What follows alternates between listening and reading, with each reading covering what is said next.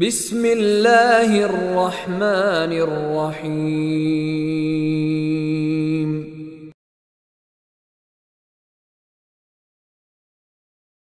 Dan 4 hal yang menjaminkan banyak rizki, bukan memudahkan rizki.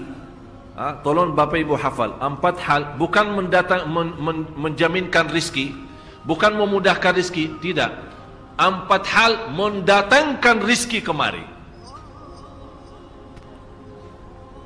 Dan 4 hal bukan Allah kasih kemudahan berarti kita berjalan mencari rizki Allah kasih, tidak.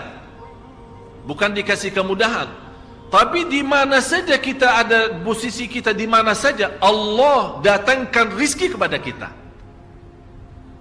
Yang pertama, qiyamul lail, salat malam. Yang kedua, berbanyak istighfar waktu sahur. Kalau anda tidak salat malam, jangan tinggalkan istighfar waktu sahur. Waktu sahur kapan? Kira-kira 30 minit sebelum azan. Disitulah Allah sendiri memuji. Allah bangga dan senang terhadap orang yang sahur. Sampai ulama berkata, tidak ada ibadah yang terbaik di waktu sahur selain istighfar.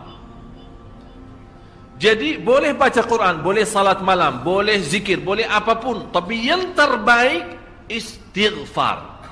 Fokus hanya istighfar. Astaghfirullah wa atubu ilaih, termasuk istighfar Allahumma anta rabbi la ilaha illa ant, yang Bapak Ibu tahu sayyidul istighfar, yang terutama, yang paling luar biasa. Allahumma anta rabbi la ilaha illa anta khalaqtani wa ana abduka wa ana ala ahdika wa wa'dika mastata'at a'udzu bika min syarri ma sana'at abu'u laka bi ni'matika alayya wa abu'u bi dhanbi faghfirli fa innahu la yaghfiru adh-dhunuba. Ya Allah, kalau kita fahami doa ini luar biasa.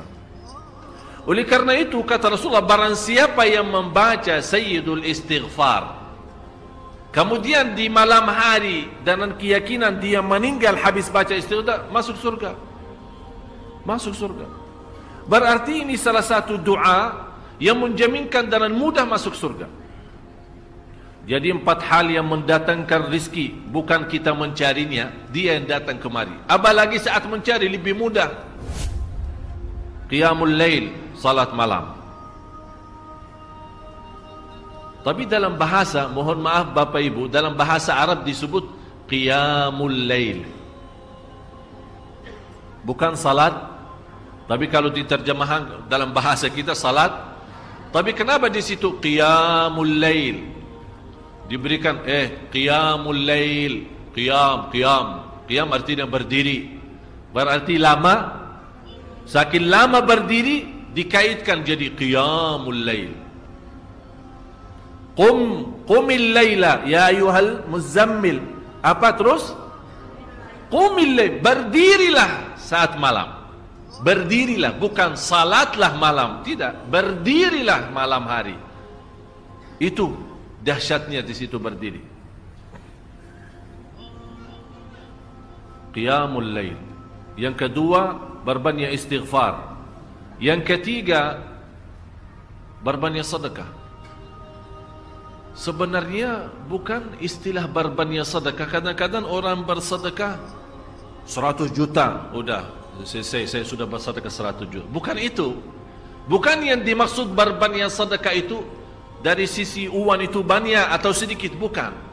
Yang dimaksud rahasia sedekah, ta'ahudus sedekah, istiqamah bersedekah. Istiqamah. Itu tidak menjadi masalah besar maupun kecil. Itu tidak menjadi masalah. Karena bagi Allah tidak ada artinya besar maupun kecil. Kita tidak memberikan kepada Allah, karena Allah Maha Kaya. Tapi rahasia sedekah itu kita terus menerus sedekah. Siang, pagi, malam, siang, pagi, malam, pagi, besok, terus minggu depan. Tidak pernah berhenti. Setiap ada kesempatan selalu kita membawa sedekah. Itu namanya ta'ahudus sedekah. Ta'ahud kalau dalam bahasa sebuah janjian. Seolah-olah kita ada kontrak kerjasama antara diri dengan apa? Dengan sedekah. Itu kata ta'ahud, ahad, berjanjian. Saya berjanji. Seolah-olah ada berjanjian antara kita dengan sedekah. Jadi tidak boleh terlepas dari perjanjian, seolah-olah kita menghormati perjanjian. Bagaimana menghormati? Kita terus kerjasama. Kita beri, Allah ganti berkah sedekah. Kita beri lagi, Allah ganti masih terus. Kita beri, masih Allah terus ganti. Itulah dahsyatnya sedekah. Jadi Bapak Ibu, jangan nunggu hari tertentu, bulan tertentu, malam tertentu kita bersedekah. Jangan. Setiap kita merasa ada berita baik, ada berita maupun ada berita buruk yang menyakiti perasaan kita di rumah tangga kita, anak kita, suami kita, istri kita, apapun, langsung segera sedekah. Disitulah rahasianya. Ikatkan seolah-olah kita sudah membuat perjanjian antara diri dan sedekah dalam segala hal, hal senang maupun hal tidak, hal bahagia maupun hal sedih, hal bangga maupun hal lagi menghadapi kesusahan, kesulitan, selalu sehat dan sakit. Terus yang keempat, zikir, berzikir pagi hari dan sore hari. Berzikir pagi hari dan sore hari. Ini 4 hal Bapak Ibu. Berdiri malam hari, itu yang namanya tahajud, banjanya atau lamanya berdiri. Berbanyak istighfar waktu sahur. Yang ketiga, berbanyak sedekah. Sudah Bapak Ibu mengerti? Jadi istilah berbanyak sedekah bukan artinya harus banyak dari jumlah hitungannya, tidak.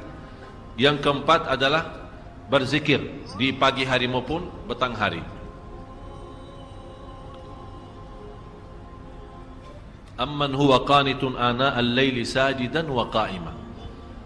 Sajidan wa qa'ima. Jadi Bapak Ibu, saat kita berdiri lama, walaupun baca satu ayat, diulangi berkali-kali, walaupun baca surah pendek, tapi diulangi berkali-kali, tidak menjadi masalah. Bapak Ibu hanya hafal qulhu. Qulhu dibaca 3 kali, pahalanya seperti baca Al-Quran 30 juz. Ada seorang salih mengajak kawannya, sudah mendekati subuh, ayo bangun salat malam dan baca sepertiga Al-Quran. Langsung orang itu menjawab, bagaimana saya baca, sebentar lagi mau azan. Bacalah qul huwallahu ahad. Salat malam dan qul huwallahu ahad. Jadi Bapak Ibu, yang saya harap, jangan susah fikir, ya Allah saya mau baca apaan. Tak usah susah fikir. Baca dan nikmati, yang penting nikmati bacaan. Walaupun qul huwallahu ahad setiap hari. Kalau kita pusing baca, Allah tidak akan pusing mendengar. Malah Allah paling senang mendengar bisikan bacaan dan bisikan doa kita malam hari.